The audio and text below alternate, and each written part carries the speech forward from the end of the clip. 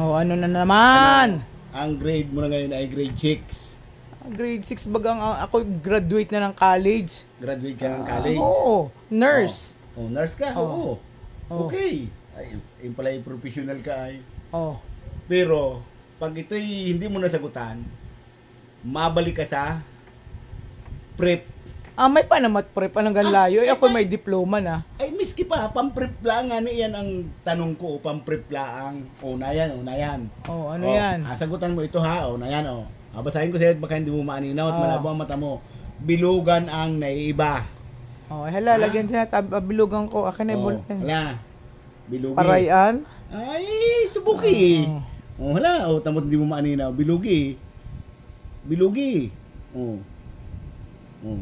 Sala, tamo.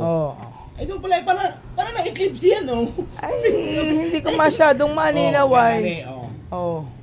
Basta ito ay mali, ikaw ay mabalik sa prep. Para kang daig mo pang DepEd kung mag-order. Ay, talagang ganoon. Mag-aulit ka.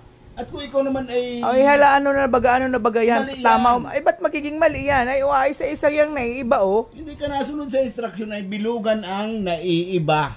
Ay nga naiiba man din yan. Ha?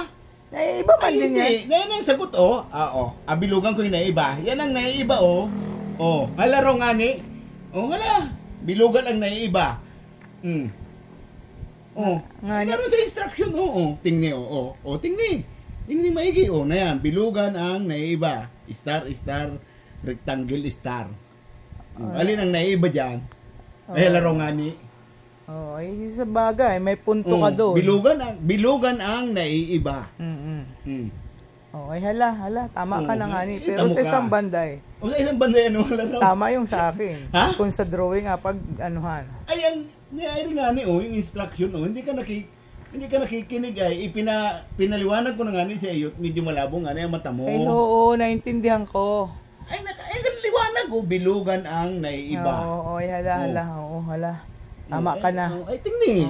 Tama ka na. Wag na lamang kita mag-argumento. Ay, hala. Zero ka.